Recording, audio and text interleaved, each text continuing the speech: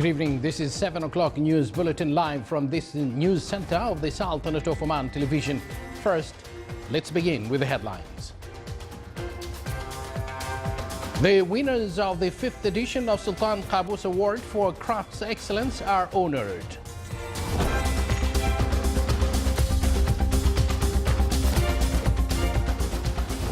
To support researchers' innovation and transform graduation projects to knowledge-based companies, top discussions at the Research Council.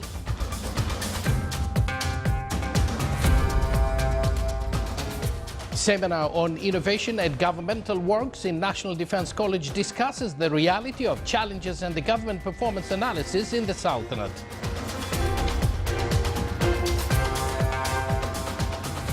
And an agreement is signed for financing and establishing a dialysis unit at Taqa Hospital in the Governorate of Dhofar.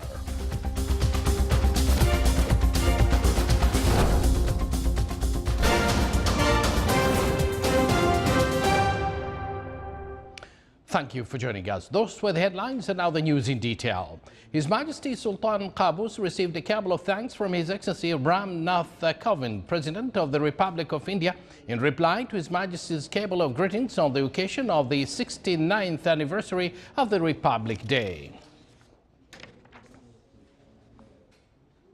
Assigned by His Majesty Sultan Qaboos, Dr. Rashid bin Safia al-Huraybi, Chairman of the Tender Board, presided over a celebration held by the Public Authority for Crafts Industries to honor the winners of the 5th edition of the Sultan Qaboos Award for Craft Excellence.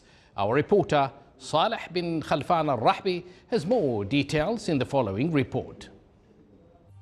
At the 5th edition of the Sultan Qaboos Award for Craft Excellence, Hiba bint Ahmed al-Rahbiya won the first place in the textile category and was crowned with His Majesty's Cup. Mubarak bin Khatim al-Abrawi claimed the first place and His Majesty's Cup for date palm fronds category. Maya bin Sulaiman al-Hinaiya won the first place and His Majesty's Cup for woodworks. Badriya bint Hashil al-Hinaiya won the first place and His Majesty's Cup for silver works. Wool Textile Project, owned by Badr bin Saif al-Abri, won the first place and His Majesty's Cup for excellent craft projects.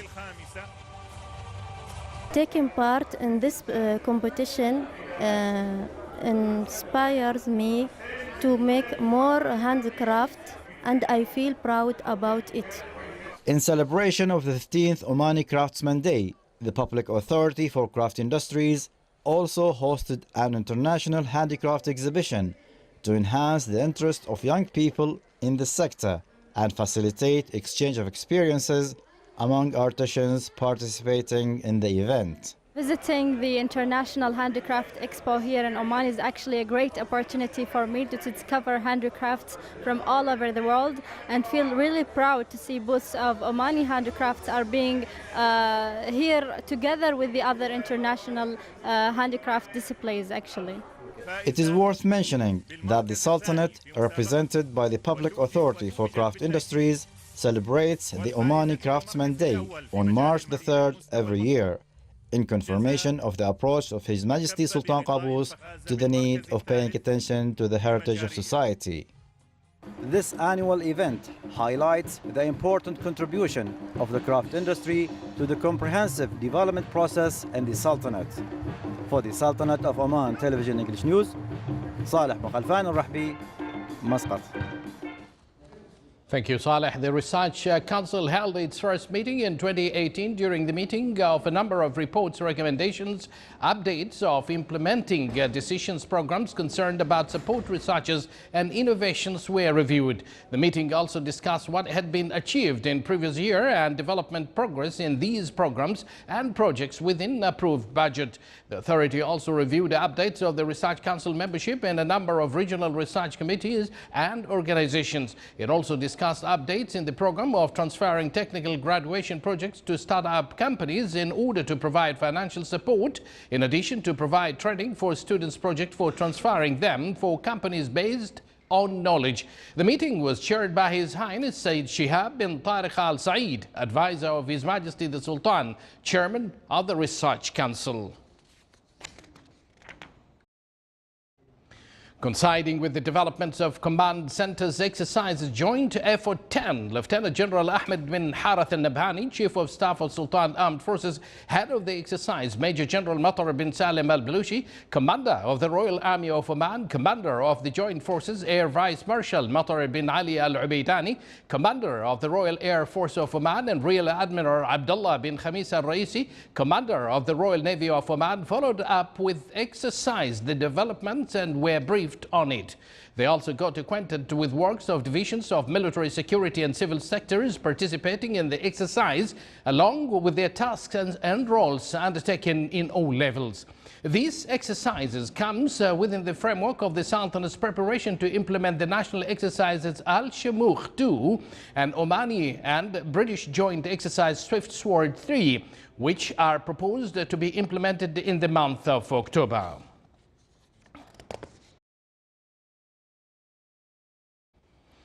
The Ministry of Justice inaugurated the Interior and Foreign Awareness Campaign Tawthiq with Electronic Justice or Justice System, which considered as advanced step at the level of digital performance and importance tributary for electronic government. The project, which will transfer the ministry's services from the traditional transactions, which based on papers in their procedures and signatures, to model an integrated electronic working environment without prejudice to regulating laws.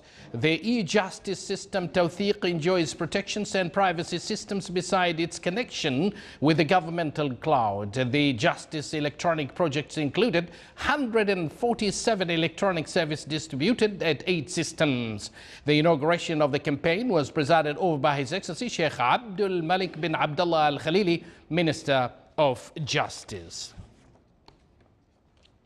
The activities of the 5th session of the 2nd edition of the Government Competency Program was launched, which is targeting the senior departments of the different administrative units of the state.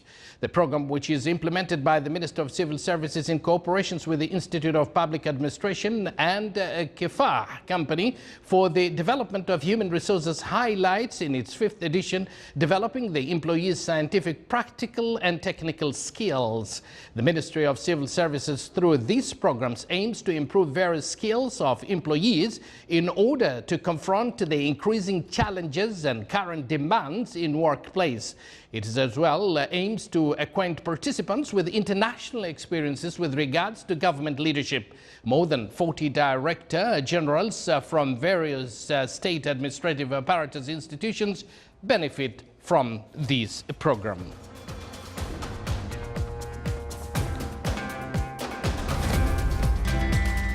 You're watching the Sultanate of Oman television, and still to come in our news bulletin. The foundation stone for Flex Complex for Drugs Industries was laid in Salalah Free Zone.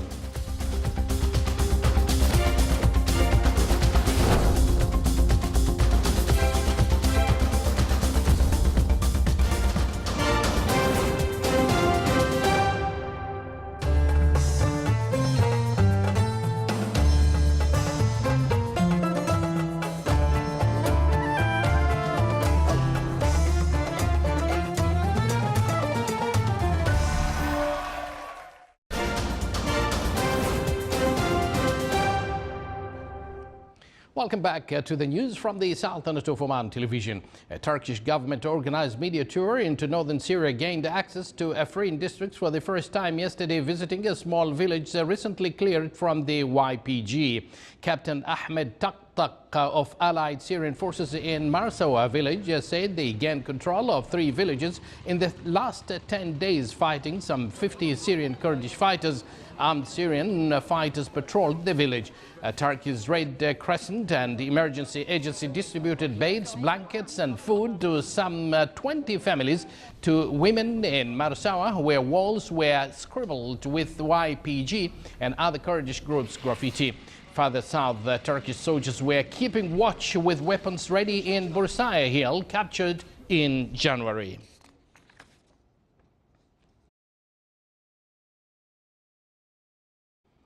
And now all the way to Rio de Janeiro, State's Health Ministry held another day of yellow fever vaccination today. It comes as the number of people who have died in the outbreak increased to 237, with 723 people with the disease in Brazil overall.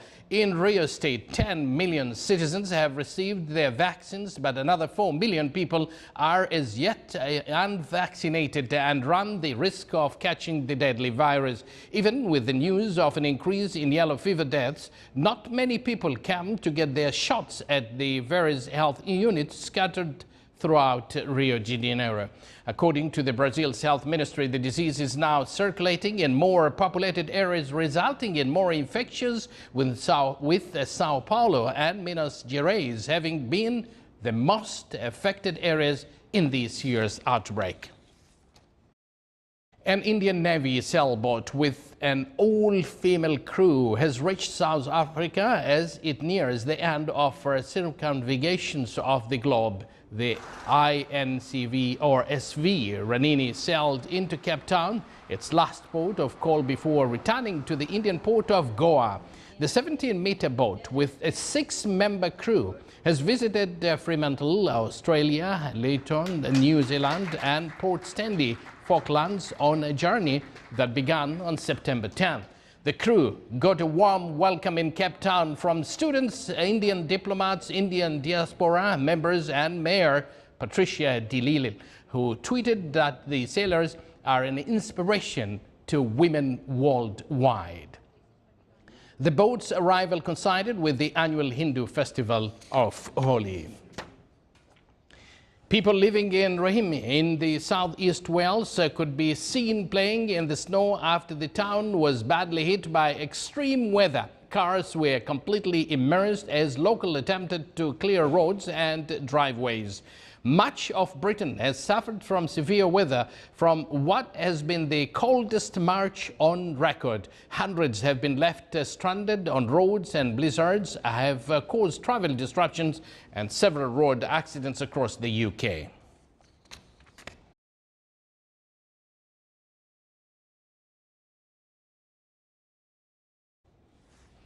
A fierce northeaster that flooded streets, snapped trees and knocked out power to more than 1.8 million homes and business continues to lash the Atlantic coast.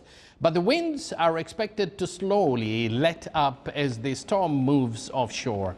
From North Carolina to Maine and westward to Michigan, the storm has felled trees, downed power lines and blown down buildings under construction. The northeaster has brought hurricane-force wind gusts to some parts of the region, reaching as much as 128 kilometers per hour on Cape Cod in Massachusetts. The National Weather Service warns that pedestrians will face very hazardous conditions and travel is dangerously, especially for tractor trailers and buses.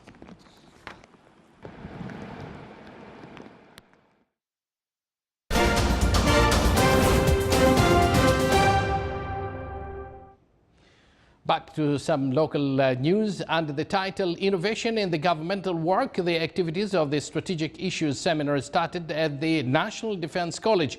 With the participation of a number of government and private sector, the seminar came within the circular of the 5th course at the college. It discussed a number of specialized work papers that serve the planned targets represented in challenges and develop the government performance in the Sultanate.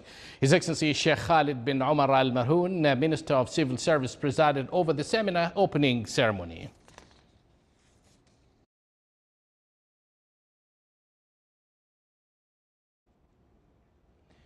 The 23rd edition of Muscat International Book Fair concluded last night. I visited the fair just a few hours before its conclusion, and I have this report. Books are best friends to people, and book fairs play a great role in encouraging the reading habit among people of all age groups. The 23rd Annual Muscat International Book Fair that concluded last night has been organized by the Minister of Information and is one of the events most followed by all categories of people. The event showcases publishers and booksellers in all subject areas under one roof. The 11th day of fair that was held at the Oman Conference and Exhibition Center witnessed over 500,000 titles represented by over 878 publishers that presented a wide array of subjects from 28 countries. This has indeed provided a feast of books that motivated people of all walks of life. I came here because I'm interested in reading books and in my free time, and I think I will find here the books I need in my life to understand how people think and how the world is going right now. Reading is very important. So coming to the book fair, it gives us the opportunity to expand our intellectual level and have a chance to choose different topics of books. My name is Abdullah, and I came here to Ma'ad al-Kitab with my mom to buy the books that I like.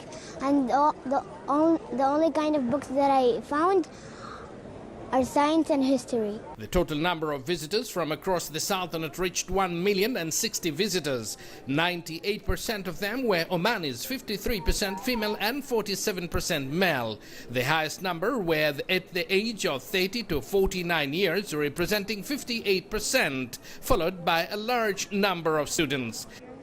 The fair witnessed a total of 250 authors who attended signing ceremonies of their new books, as well as a good number of acclaimed Omani poets authors shared their latest works to the fair visitors. My name is Taqwa Harun, and I come every year to this book fair because I look for the scientific books. I like to read scientific books because they help me get more information and search for the words in the science dictionary.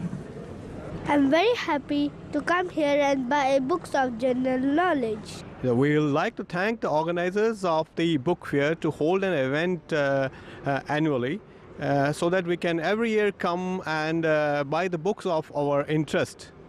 Sadly, today is the last day, so people who didn't manage to come, well, they'll have to come next year. Well, I'm happy that I found the books that I wanted. Not all stores can sell the same books, so I'm glad that I bought the books that I wanted today. Thank you. Thank you for the good book exhibition. Goodbye. Yes, goodbye for this year's annual Muscat International Book Fair, with a good part of the objectives achieved thanks to the efforts made by all.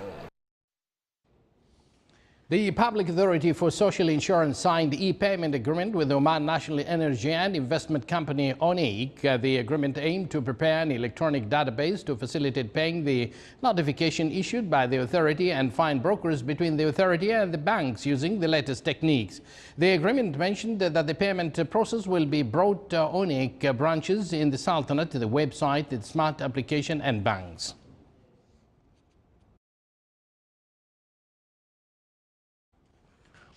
The foundation stone of Flex Complex for Drugs Industries was laid at Salala Free Zone. It's considered as one of the master shift and new resources of the national economy. The project, according to its owners, will be at international level and will provide basic needs for drugs for the Sultanate and the region. It also will be as an attractive point for international projects for transferring industrial technology in drugs sector to the Sultanate.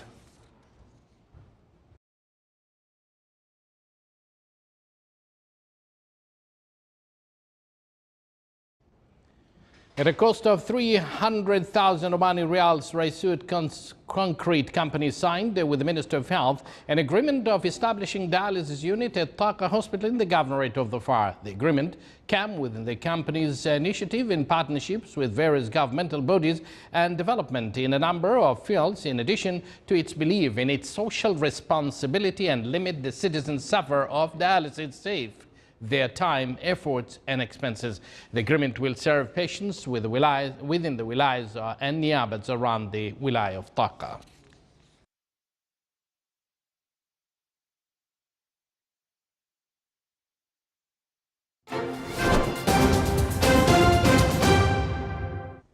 And now for the general weather focus around the Sultanate. Clear skies will prevail over the Sultanate with chances of low clouds and fog late at night over the governorate of Al-Dhahira and Al-Buremi. Winds will be northerly to northwesterly light to moderate. Seas will be moderate to rough with a maximum wave height of 2.5 meters.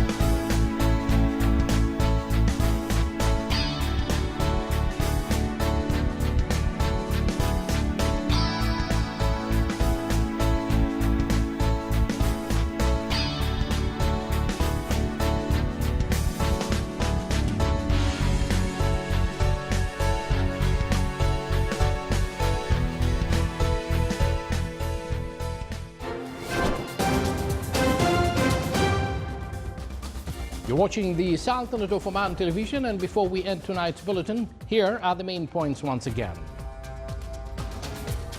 The winners of the 5th edition of Sultan Qaboos Award for Crafts Excellence are honored. To support researchers' innovation and transform graduation projects to knowledge-based companies, top discussions at the Research Council.